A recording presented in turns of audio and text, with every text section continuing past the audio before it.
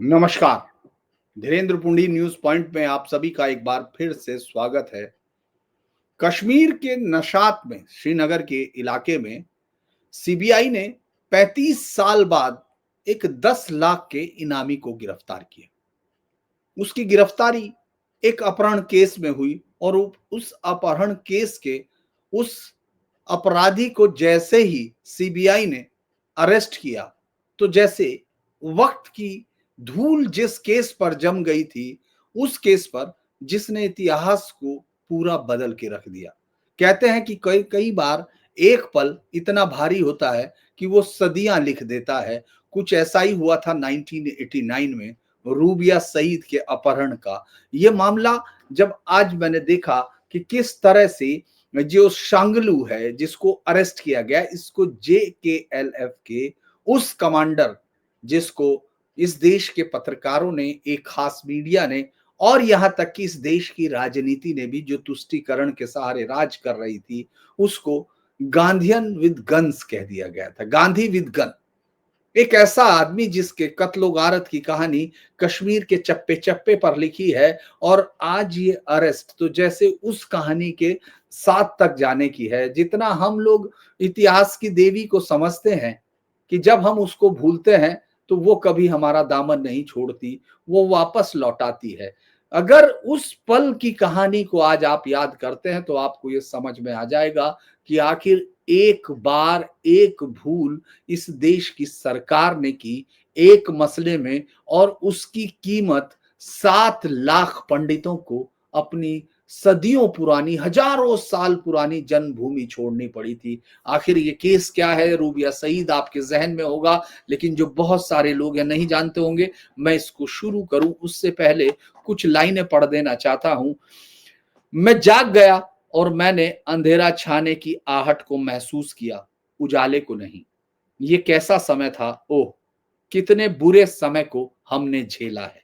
GM Hopkins की ये कविता की लाइनें शायद आपको उस दौर में ले जाएं जिस दौर ने इस देश का इतिहास लिख दिया था। मैं कोशिश करूंगा आज रूबिया सईद के उस पुराने पन्ने को खोलने की, जिसके सहारे आज भी ये माना जाता है कि कश्मीर का आतंकवाद अगर किसी एक कहानी के साथ शुरू होता है, अगर किसी एक कहानी से आप उस आतंकवाद को समझना चाहते हैं, तो हालांकि लोग कहते हैं कि कश्मीर में परत दर परत होती है, उसमें आप समझते हैं तो उससे अगला कुछ और निकलता है।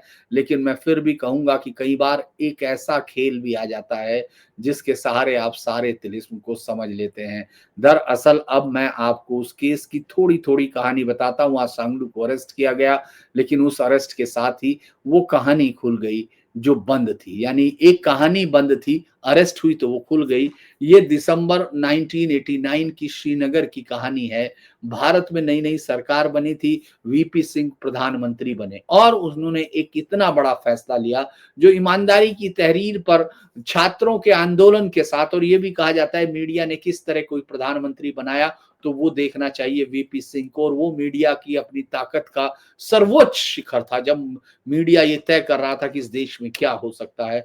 तो वीपी सिंह उस समय प्रधानमंत्री बने, तो उन्होंने क्या किया, उन्होंने मुजफ्फर हुसैन सईद, जिनको आप मुफ्ती मोहम्मद सईद के नाम से जानते हैं, उन्होंने उसको गृह मंत्री बनाया। ये पहला मौका था जब कश्मीर से और साथ ही कोई मुस्लिम भी इस देश के गृह मंत्री के तौर पर शपथ ले रहा हो। और उस समय कश्मीर में क्या चल रहा था? कश्मीर में उस समय JKLF, Jammu Kashmir liberation front का आतंक चल रहा था। सबसे ज्यादा सक्रिय आतंकवादी संगठन था, और जिससे कौन निपट रहा था? उस वक्त के राज्यपाल जगमोहन निपट रहे थे। याद होगा, जिसके लिए कभी बेनजीर भुट्टो ने कहा था जगमोहन, इशारा किया था कि उसके टुकड़े टुकड़े करने हैं। वही जगमोहन उस वक्त इस देश की लड़ाई कश्मीर में लड़ रहा था जिसको इस देश के इकोसिस्टम ने बदनाम करने में कोई कसर नहीं छोड़ी थी। अब हम आपको बताते हैं, 8 दिसंबर 1989 की रात थी। दोपहर का समय था। 23 वर्षीय रूबिया सईद, जो गृह मंत्री मुफ्ती मोहम्मद सईद की बेटी थी, श्रीनगर के लाल दर्द हॉस्पिटल से बस से, मिनी बस सुमो से अपने घर जो है नौगाम लौट रही थी। ये अलग बात है, आज तक इस केस की बहुत सारी कहानियां बंद हैं और उन कहानियों में ये कम से कम साफ नजर आता है कि कुछ तो छिपाया गया था और ये आज भी यही कहा जा रहा है कि क्या वो राज खुलेंगे कि जो उसके साथ थे, क्या था वो जिसमें सारा सिस्टम उस वक्त इन्वॉल्व था। मैं और कहानी आपको बताऊंगा। ये छोटी सी कहानी आपके साथ शुरू करता हूं। अब वो रास्ते में JKLF के आतंकवादियों ने उनको रोक लिया और पूरा ऑपरेशन कुछ ही मिनट में हो गया। इसमें कमांडर इशफाक मजीद वानी था जो इस ऑपरेशन का मुख्य मेन था। कश्मीर में सन्नाटा छा गया क्योंकि केंद्र सरकार पर दबाव आ गया कि देश के गृह मंत्री के उसका मामला था और कुछ ही देर बाद वहां से JKLF की तरफ से मांगों का सिलसिला आ गया। 5 आतंकवादियों को जेल से रिहा करो, नहीं तो रूबिया को मार देंगे। ये सब आतंकवादियों के नाम से सुन लीजिए, अगर आप कहेंगे तो इनका डिटेल भी मैं आपको बता सकता हूं। अब्दुल हमीद शेख, शब्बीर अहमद शाह, जाना माना अलगाववादी याद होगा आपको, जिसको बाद में गांधीयन लीडरशिप कहा गया। ये सब नूर मोहम्मद कालवाल, जावेद अहमद जगरू, मुश्ताक अहमद जगरर, लाला जरगर, जिसने 1999 के IC 1814 में फिर से छोड़ा गया था। ये पहली बार था कि किसी आतंकी संगठन ने खुलेआम सरकार के साथ इस तरह की शोध। दिल्ली में उथल पुथल मच गई, सरकार तो नहीं थी। मुफ्ती मोहम्मद सईद इस घटना को लेकर जो है तुरंत वहां पहुंच गए कि भाई ये घटना है, अब इसका क्या किया जाए। इसके बाद क्योंकि ये मुफ्ती मोहम्मद सईद भावनात्मक रूप, भाई उनकी बेटी है, PM VP सिंह की सरकार है और बहुमत कमजोर है, तो ऐसे में क्या होगा। सरकार को जो लगा वो सुनिए, सरकार को लगा कि उसकी हत्या से देश में भारी राजनीतिक संकट हो सकता है। क्या संकट हो सकता है ये किसी को नहीं पता, ना उस समय पता था ना आज पता है। और कश्मीर में भारी दंगे में मारने की दलील नहीं दे रहा हूं कि कोई भाई मैं इस बात की वो कर रहा हूं कि इस बात के, मैं ये बता रहा हूं कि किस तरह से फैसले लिए गए और किस तरह से इस देश ने एक कीमत चुकाई। 7 लाख लोगों ने अपनी जमीनें छोड़ने की कीमत, वो भी बताएंगे कैसे हुआ। कश्मीर में भारी दंगे हो सकते हैं, विपक्ष सरकार को गिरा देगा। दंगे कौन करता, ये समझने की बात है कि दंगे कौन करता और दंगे उसके बाद कैसे हुए, वो किस तरह सड़कों पर उतरकर हिंदुस्तान के खिलाफ पहली बार श्रीनगर की सड़कों पर इतनी भीड़ जश्न में थी। वो जश्न में थी भीड़, भीड़ किसी दंगे के मूड में नहीं थी। तो दिल्ली ने सबसे पहले सोचा कि भाई सेना भेजें और ऑपरेशन चलाएं, ये कहा जाता है, लेकिन स्थानीय हालत, भीड़ की उग्रता, अब वो दंगे की बात कहां से हो गई, दंगे की बात तो कहीं हुई नहीं। तो ये जो है राज्य सरकार ने चेतावनी दी कि साहब ब्लड शेड हो जाएगा। उस वक्त आपके दोस्त फारूक अब्दुल्ला साहब हमेशा की तरह बाहर बैठे हुए थे और गोल्फ क्लब में थे। अब जो है इसके बाद क्या हुआ, श्रीनगर का माहौल उस समय क्या था जिसकी बात कर रहे हैं, आतंकवादियों अलगाववादियों की भीड़ आजादी के नारे लगाती हुई सड़कों पे निकल आई। शहर में माहौल पूरी तरह JKLF के पक्ष में था। सुरक्षा एजेंसियों ने कहा कि अगर भीड़ और आतंकी मिल गए तो ऑपरेशन असंभव होगा। कश्मीर में पहली बार दिख रहा था आतंकवादियों को एंटी इंडियन मॉब के तौर पर इतनी बड़ी ताकत दिख रही थी। खैर 13 दिसंबर 1989 ये वहां से शुरू हुआ, 8 दिसंबर से, और 13 दिसंबर यानी 5 दिन जिसमें सरकार झुक गई राजनीतिक दबाव में और भारत सरकार ने 5 कैदियों को छोड़ने का फैसला कर लिया। 13 दिसंबर की दोपहर को आतंकवादी को छोड़ दिया गया, उन कैदियों को, और शाम होते होते JKLF ने रूबिया सईद को छोड़ दिया। ये कई सारी थी लोग, अब जो तस्वीरें आज आप भी नेट पे जाएंगे तो आपको वो तस्वीरें आज भी मिल जाएंगी। मैं उनको इसलिए नहीं दिखा सकता कि उन पे स्ट्राइक आ सकती है, लेकिन कश्मीर में पहली बार हजारों की तादाद में लोग सड़कों पर जश्न मना रहे थे, आजादी के नारे थे और JKLF के झंडे थे। और इसको आज तक कई एक्सपर्ट इंडियन स्टेट की सबसे बड़ी हार मानते हैं, उस हार से भी बड़ी जो आपने 814, क्योंकि वो इसी का हिस्सा है।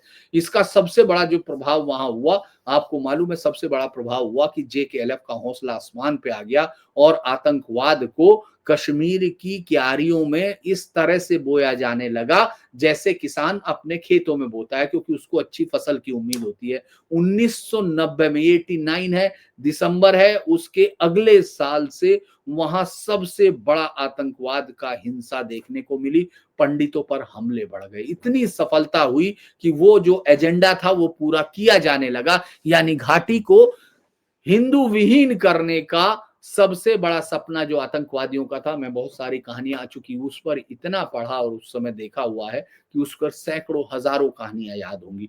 अब पंडितों पर हमले शुरू हो गए। ये मानते हैं आज भी एक्सपर्ट कि जेकेएलएफ को इस सफलता ने आगे किया जो उसका प्लान था उसको एग्जीक्यूट करने का ताकत दे दी और इसी के बाद घाटी में पूरे आतंक का माहौल बदल गया। केंद्र और राज्य के संबंध बिगड़ गए। अब उस समय इसको क्यों बिगड़े, क्योंकि गवर्नर उनको जगमोहन को वापस बुला लिया गया, फारूक की सरकार गिर गई और इसको आज तक हर सुरक्षा विशेषज्ञ मानता है कि ये स्टेट का सरेंडर था। इससे एक मैसेज चला गया कि अपहरण करो और सरकार झुक जाएगी। यही कारण है कि आपको 814 में मसूद अजहर को छोड़ना पड़ा, जिसने इस देश में आज तक आतंक की लहर फैला रखी है, क्योंकि दिल्ली दंगे जो दिल्ली में अभी विस्फोट हुए उसमें भी जैश का ट्रेनर्स है। तो इससे अगर हम लोग 1990 से 2023 की बात देखें तो जेकेएलएफ हिंसक तौर पर हुआ, कश्मीर में आतंकवाद चरम पर पहुंचा, जेकेएलएफ पर प्रतिबंध लगा, लेकिन अब्दुल हमीद शेख सहित बाकी कई आतंकी पाकिस्तान चले गए। मुश्ताक जरगर बाद में एक जगह पकड़ा गया, फिर से 1999 में हुआ, लेकिन अब रूबिया सईद ने बयान दिया क्योंकि उसने उसको पहचान लिया। भारत की सुरक्षा नीति पर इसका इतना स्थायी प्रभाव पड़ा था कि नो नेगोशिएशन विद टेररिस्ट इस पर बातचीत हुई, लेकिन अगली उसमें आपने देखा उसी के कुछ साल बाद, महज 10 साल बाद सेम उसी तरह के हालात में उसी महीने में, ये भी सोचने की जरूरत है कि उन्होंने फिर आपको इस देश को घटना पर डाल दिया। इसको आज भी टर्निंग पॉइंट माना जाता है कश्मीर के आतंकवाद के इतिहास में। दरअसल बड़े पैमाने पर भर्तियां चल रही थी। 88, 89 में आतंकवादियों की संख्या लगभग 5 गुनी बढ़ चुकी थी। पाकिस्तान की एसआई ने पहले जेकेएलएफ था, जेकेएलएफ ने जब लिबरेशन की मांग की तो उसने हिजबुल उल मुजाहिदीन को तैयार किया था और घाटी में इतने जबरदस्त तरीके से हथियार जो आ रहे थे उनको भी हम लोगों ने देखा। दिन दहाड़े उस वक्त फारूक की सरकार बेहद कमजोर थी, लग रहा था जैसे वो आतंकियों के सामने कुछ नहीं थी, पुलिस कोई एक्शन नहीं लेती थी। बहुत सारे ऐसे केस हैं जो मौजूद हैं जिनके बारे में मैं डिटेल से बता सकता हूं। दिन भर वहां भारत विरोधी नारे लगते थे और यासीन मलिक अपने आप को वहां पूरी तरह से एक बड़ा, हालांकि मिलिट्री कमांडर के तौर पर इसफाक मजीद वानी था जो बाद में आतंकवादियों के एक उसमें मारा गया। अब ये जो ऑपरेशन, ये तो मैं बता चुका कि 8 लोग वो गए थे, उन्हें लेके चले गए।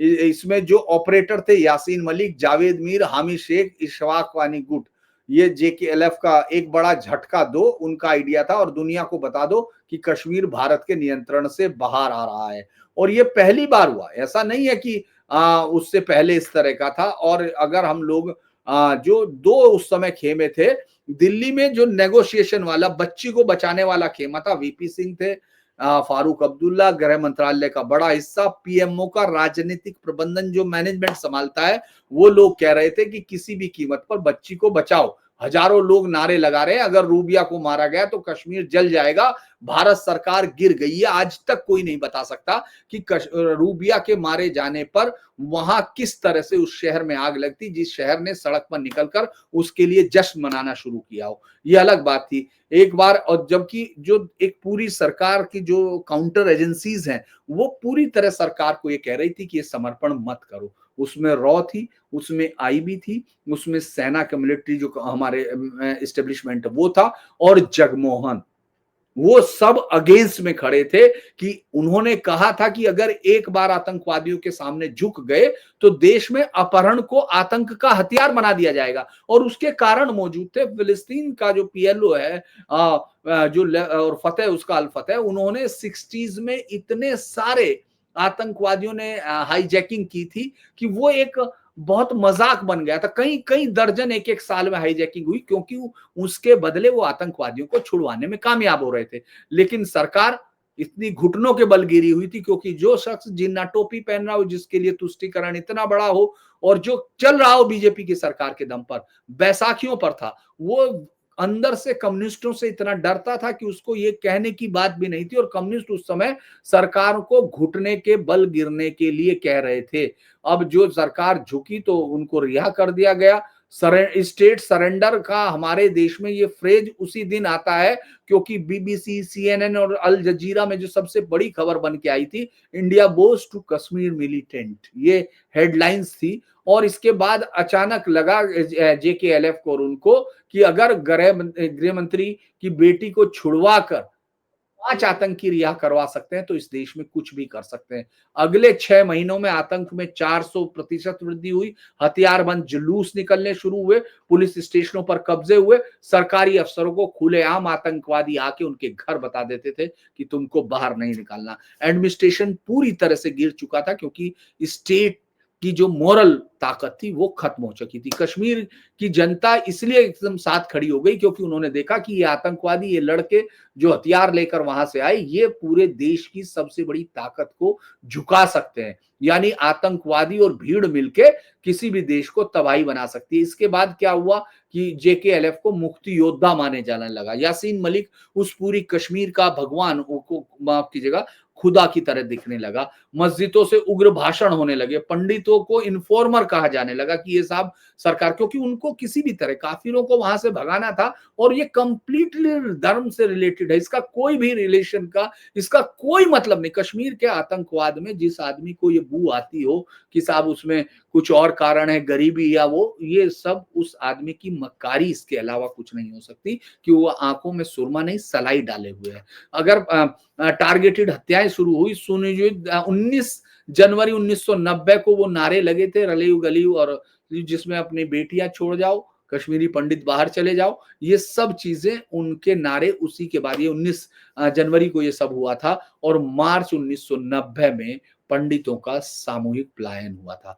तो ये रूबिया सईद एक केस कैसे बदल सकता है, ये एक छोटी सी कहानी है। अगर इसकी कहानी आपको सुनाने को लगे तो ये कहानी इतनी दर्दनाक है, जो ये बताती है कि वो एक कमजोर सरकार जिसने इस देश में कई सारी वो किया, उसके बाद सबसे बड़ी चीजें अगर मैं कहूं तो 1990 के बाद वाला अगर उस समय सरकार होती तो शायद इस पतन से बच सकते थे। अफगान मॉडल कश्मीर में उतारा गया उसी के बाद, क्योंकि उन्होंने कहा कि पाकिस्तान जो K2 योजना चला रहा था कश्मीर खालिस्तान वाली, उसमें उसको ये मला कि भारत में राजनीतिक इच्छा शक्ति नहीं है, मनोवैज्ञानिक युद्ध जीते जा सकते हैं। और उस पर प्रेशर क्या हुआ, उन 5 आतंकवादियों का क्या हुआ, ये बड़े इंटरेस्टिंग है। हामिद शेख पाकिस्तान में भाग गया था और ISI कैंप में ट्रेनर बना। जावेद कलवाल JKLF कमांडर पाकिस्तान में। मेहरुद्दीन कालवाल यासीन मलिक का करीबी था। जावेद जगरू ISI का संपर्क, और मुश्ताक जरगर पाकिस्तान में हाफिज सईदों के साथ था। याद होगा, उसको रिहा किया गया और बाद में उस आदमी ने अल उमर मुजाहिदीन बनाया। फिर अब ये केस क्यों चला, क्योंकि उसके बाद क्या हुआ कि 2022 में केस चल रहा था, आपको मालूम है। उसमें यासीन मलिक और उनके सदस्यों के खिलाफ रूबिया सईद ने बाकायदा फैसला दिया। आजकल रूबिया सईद बताना नहीं चाहिए, वो कश्मीर में नहीं है, किसी और स्टेट में, वैसे अखबारों में लिखा हुआ आप देख सकते हैं।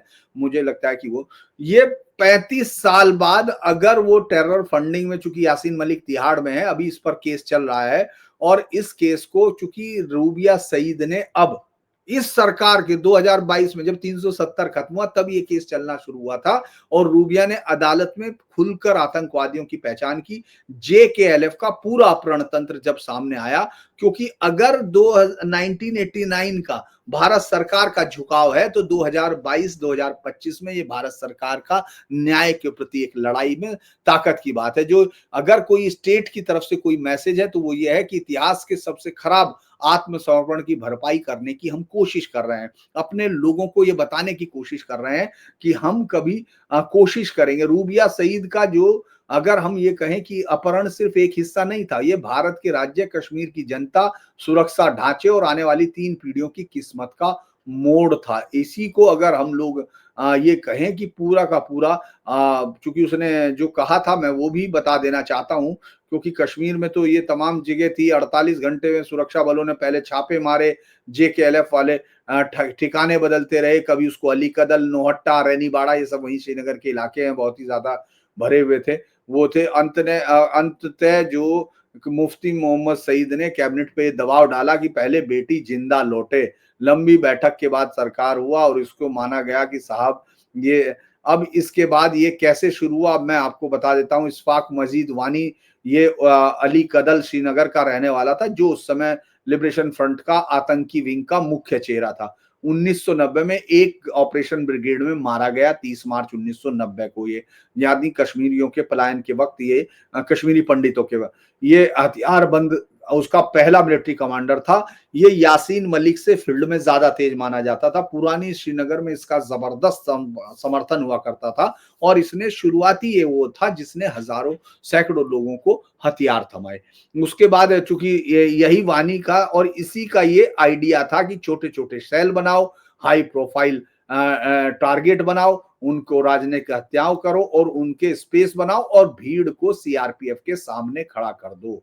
अगर हम लोग देखते हैं अमानुल्लाह खान जो सुप्रीम हेड था जेकेएलएफ का, हामिद शेख, अशफाक वानी, यासीन मलिक, जावेद मीर स्ट्राइक सेल का हेड था और ये कई सारी चीजें अगर मैं आपको बताना शुरू करूं तो ये बहुत सारा अलग अलग है। जो स्ट्राइक सेल जो इसकी अलग थी, मतलब 3 सेल थे, मैं उनको बहुत लंबी आपके पास नहीं जाना चाहता क्योंकि इशफाक वानी ने जो है श्रीनगर में पुलिस स्टेशन में 60 से 70% श्रीनगर डाउनटाउन का इलाका था जहां जेकेएलएफ रहता था, जहां खाली करवा दी गई थी पुलिस चौकियां।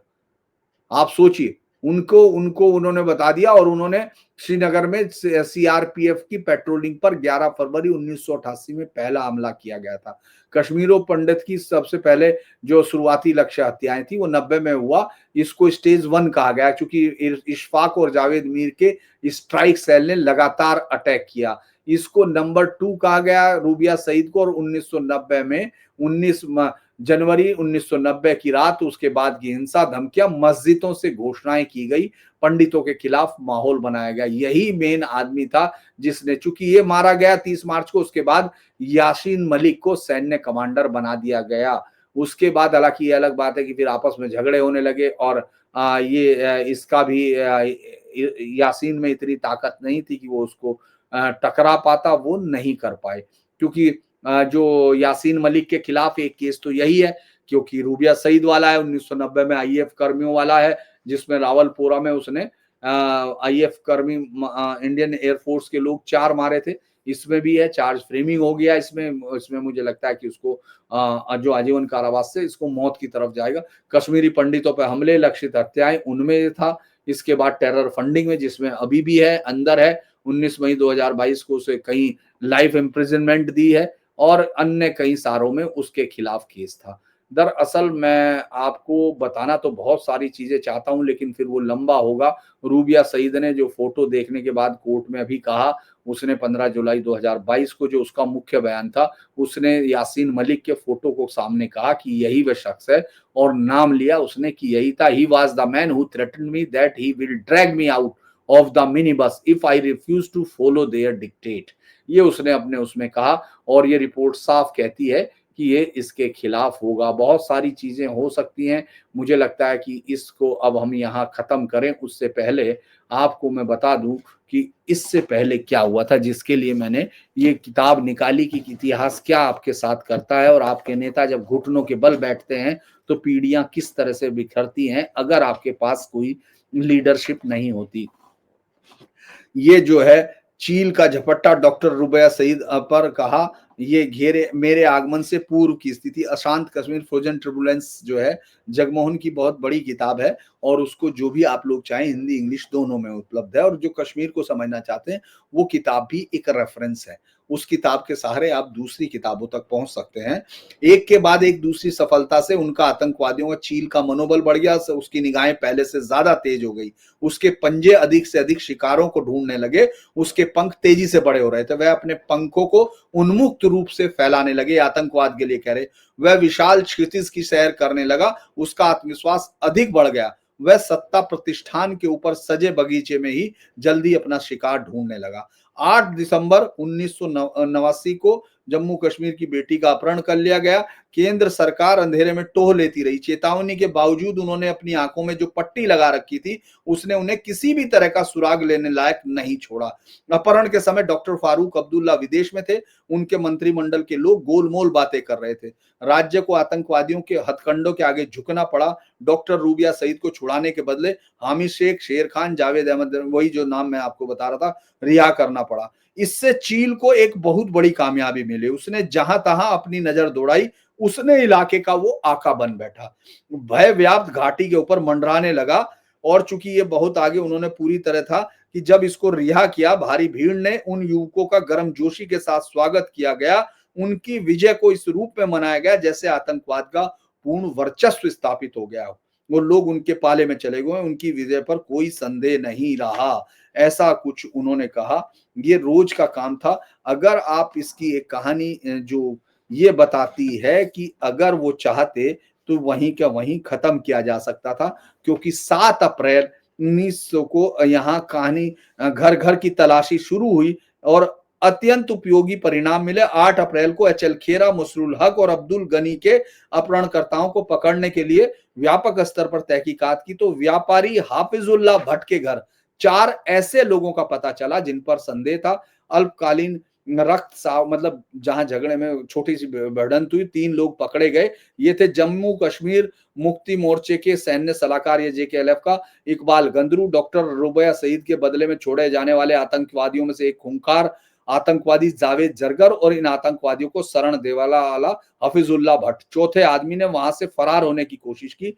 वह खिड़की के बगल से कम ऊंचाई वाले घर की छत पर कूद गया, घायल हो गया, उसकी नाक से लहू निकलने लगा। सीमा सुरक्षा बल के लोग उसे पकड़कर एसएमएस हॉस्पिटल तक लाए। उसे औपचारिक तौर पर गिरफ्तार करने के बाद 2 स्थानीय पुलिसकर्मियों तथा ड्यूटी पर तैनात डॉक्टर की देखरेख में छोड़ दिया गया।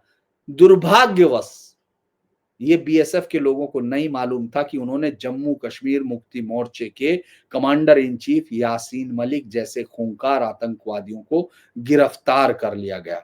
आमतौर पर सुरक्षा बलों के लिए उन पर यह आरोप लगता है कि वो प्रताड़ित करते हैं, टॉर्चर करते हैं, इसीलिए वो लोग सुरक्षा बल ज्यादा से जल्दी इससे अपने आप को हटाना चाहते थे। उन्होंने सोचा यदि घायल आदमी मर गया तो उन पर फिर बेरहमी के साथ वो आएगा और ये आरोप स्थानीय प्रेस और अन्य हलकों में इतने शोर शराबे से परोसा जाएगा कि कोई इस वास्तविक सच को स्वीकार नहीं करेगा कि वो आदमी खुद से कूदा था। ड्यूटी पर तैनात डॉक्टर ने गद्दारी की, सुरक्षा के लिए तैनात पुलिस कर्मियों ने गद्दारी की, जिस थाने के अंतर्गत ये घटना की उसके अधिकारियों ने गद्दारी की, ऐसा ही जिस थाने के अंतर्गत अस्पताल था उसके अधिकारियों ने गद्दारी की। ड्यूटी पर तैनात स्थानीय डॉक्टर और पुलिस कर्मियों ने जैसे ही घायल व्यक्ति की पहचान यासीन मलिक के तौर पे की, वे उसके पलायन की तैयारी की, तुरंत व्यवस्था करने में जुट गए। इससे पता चलता था कि देशद्रोह की घड़े कितनी थी। यासीन मलिक के पलायन को छोड़कर शेष की बहुत बड़ी सफलता थी। लेकिन कुछ दिनों बाद आप जानते हैं कि ये खत्म हुआ।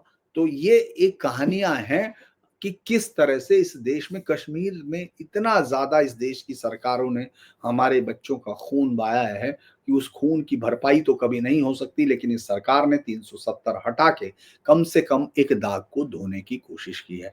तो ये वीडियो मुझे लगता है कि थोड़ा लंबा हो गया, लेकिन जिन लोगों को कश्मीर में रुचि है, कई सारी चीजें मैं एक पत्रकार के तौर पर अपने लिए भी मानता हूं कि मुझे ये चीजें बार बार याद आती हैं। और मैं कश्मीर को जब कवर करता था, टेररिज्म को मैं देखता था, तो मुझे लगता था कि शायद ही कभी किसी राजनेता में इतनी ताकत होगी कि वो इसको बदल पाएगा। लेकिन आज आप इस बात को कह सकते हैं कि कश्मीर में 36 साल बाद किसी को पकड़ा भी जा सकता है और उसको कट में खड़ा भी किया जा सकता है। मुझे याद है कि मेरे दोस्त वहां जिनके पास मैं जाता था, मतलब पत्रकार सब लोग थे जो वहां थे, वो ये कहा करते थे कि जब ये बाबे कश्मीर सैयद अली शाह गिलानी को बाबे कश्मीर कहा जाता था कि ये मरेगा तो इस घाटियों में आग लग जाएगी। यासीन मलिक के साथ कुछ हो गया तो पता नहीं क्या हो जाएगा। यासीन मलिक तिहाड़ में है और यूसुफ अली शाह गिलानी ऊपर जा चुका, कुछ नहीं। तो आज के लिए इतना ही। अगर आपको वीडियो अच्छा लगे तो आप इसको लाइक कीजिए, सब्सक्राइब कीजिए, शेयर कीजिए, सपोर्ट कीजिए। आप लोगों का जो भी स्नेह मिल रहा है मैं उसके लिए आपका बहुत बहुत आभारी हूँ। आज के लिए इतना ही। नमस्कार।